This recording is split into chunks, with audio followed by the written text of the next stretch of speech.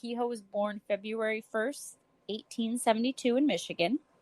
He was an electrician by trade.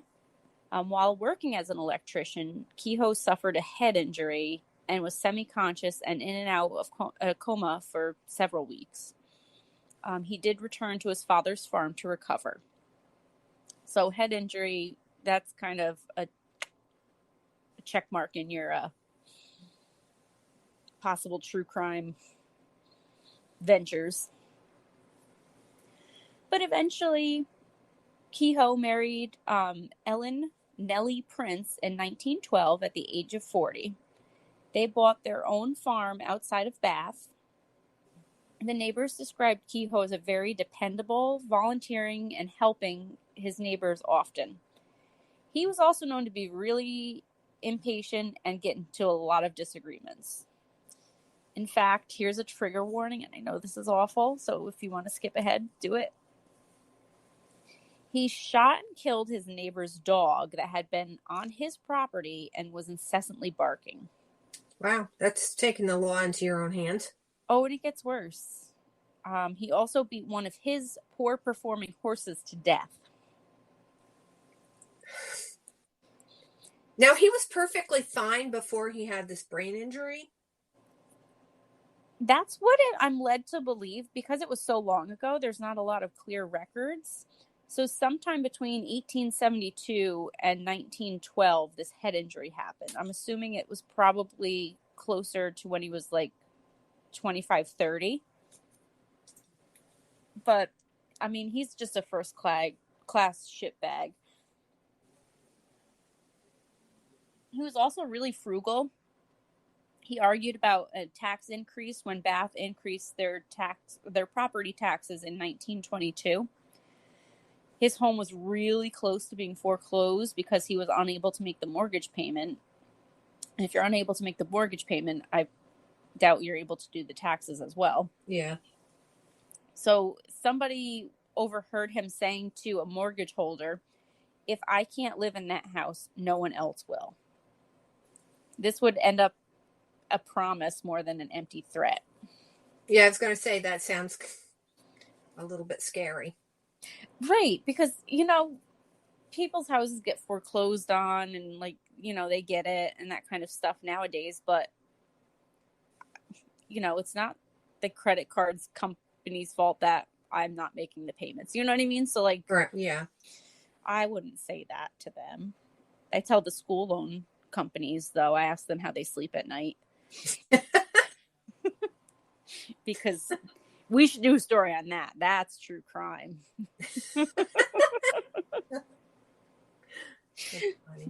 But in 1925, Kehoe was appointed as the temporary town clerk. He would later be defeated in April of 1926 during the election. And some of the folks in Bath feared that this is what sent Kehoe over the edge into a murderous revenge. Look, you're a first-class shitbag. People know this about you. And if you're not meant to be in the seat, you're not meant to be in the seat. So I guess they were dealing with these kind of political issues back then, as well as we are almost, 100 years later? Yeah. So politics have always sucked, folks. That's the moral of the story.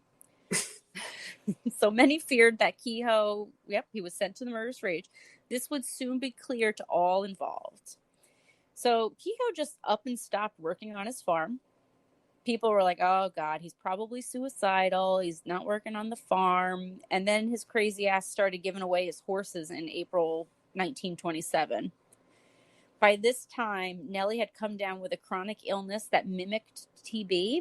She was never diagnosed with TB, but I'm just going to go out on a limb and say it was probably TB.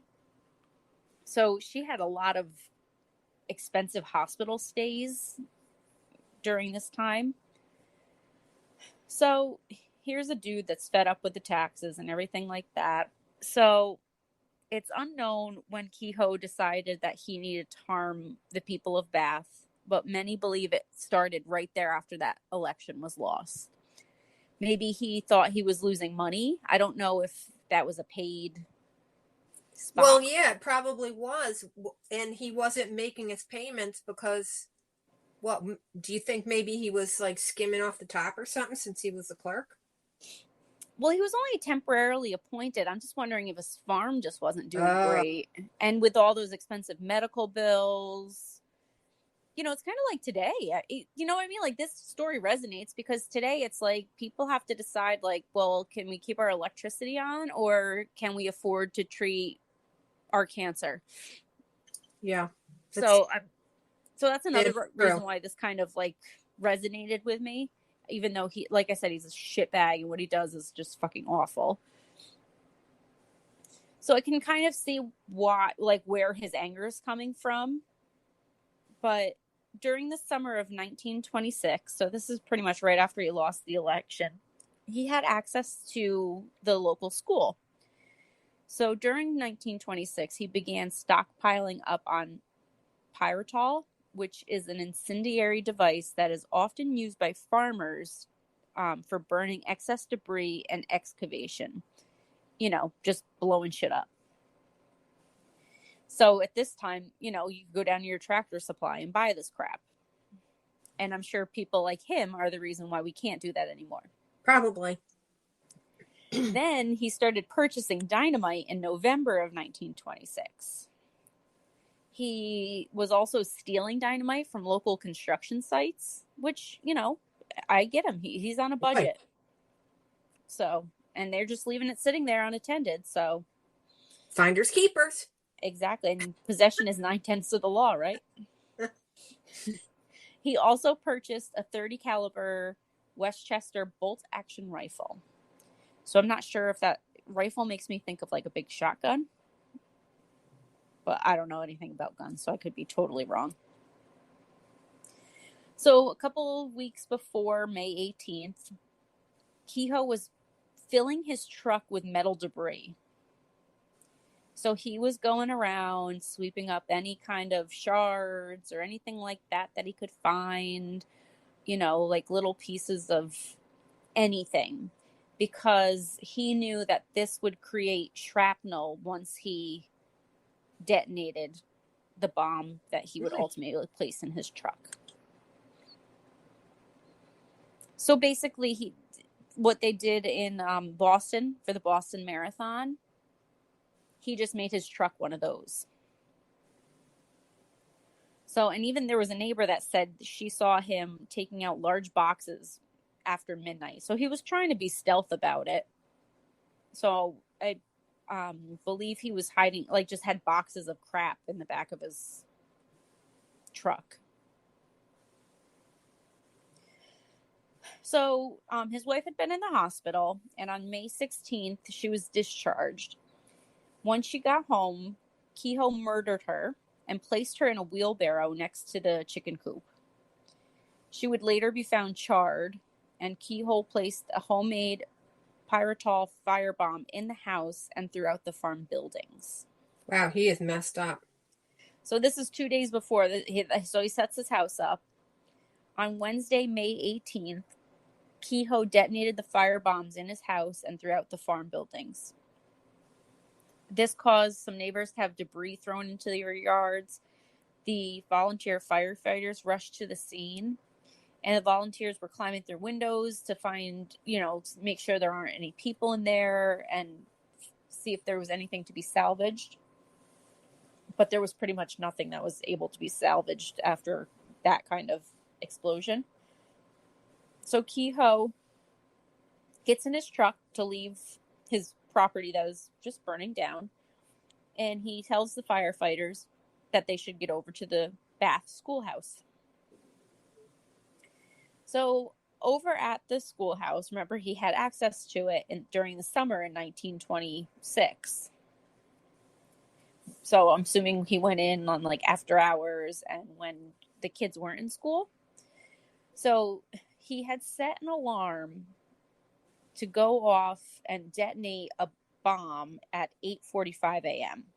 Classes started at 8:30, so he knew that the kids would be in their school, and he set this for 15 minutes later. So, as you know, the rescuers are like, fuck, this guy's a psychopath, and they're getting in their trucks and they're trying to get over to the school, they heard the explosion. Parents rushed to the school.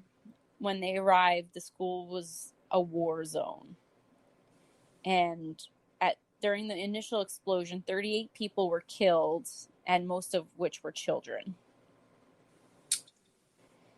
And I don't want to go into detail because some of the details that I read, like, are just horrific, and like, it's just not something you want to ever picture with children or anybody for that matter, but it makes it like so much worse with the kids. It's terrible. So after a bit, the north wing of the building had collapsed and it killed even more people. Ultimately, by the end of the day, 36 children, 6 adults were killed, and then 58 other people were injured from the debris and other things that happened during that time.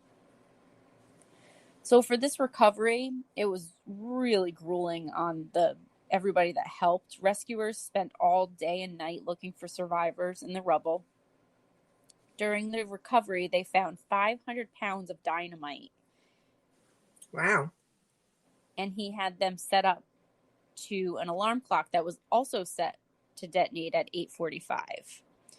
So they assumed that it had short-circuited. Otherwise, the entire school would have been flattened. And then they didn't say why, though. Why did he do this? Nobody knows. So he just lost it because of his brain injury. Well, that's what we can assume, because so what had happened also is that he had pulled up his truck and he called the superintendent of the school over. And when the superintendent got over to his truck, he blew up his truck. Wow. Yeah. Wow, he's definitely off the beam.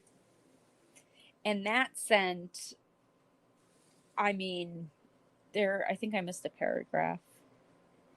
But, so 30 minutes after the school had exploded, he drove up to the school and detonated his truck. That explosion spread debris over an expansive area that was pretty much half a block away. So, I mean, people's houses caught fire and several people were hurt, and it even killed the postmaster for the town. Wow. See, sick people back then, too. It's not just nowadays. Exactly.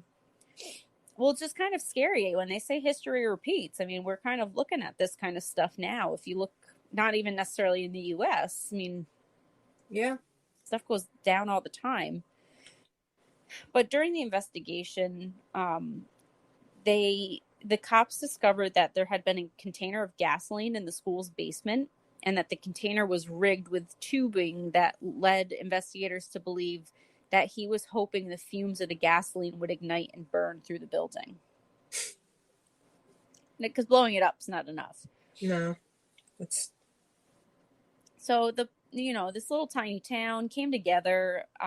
They had the help of the Red Cross to rebuild. The school ultimately was moved to the community hall, the township hall, and 2 retail buildings, and started up again in September of 1927. So typically school years start in May in normal school districts. New York's one of those weirdos that we start in September. What are you talking about? Yeah, so it's like, like down south how they start earlier. So it was a couple of months. But yeah, ultimately, I mean, this horrible tragedy, and I'm sorry, guys, it is a bummer, but it kind of makes you wonder what would make somebody do this, and why would they go after the kids? I get that you're pissed off that your taxes are higher and stuff like that, but like, the kids didn't do that to you. No, that's sad. That's really sad. And then it's like, could this really ultimately have been about taxes? Because I like to believe that there was something more to the story. And maybe like some kind of intervention could have helped. He needed a lobotomy. That's what he needed. Right. Especially just even like just what he said to the mortgage company.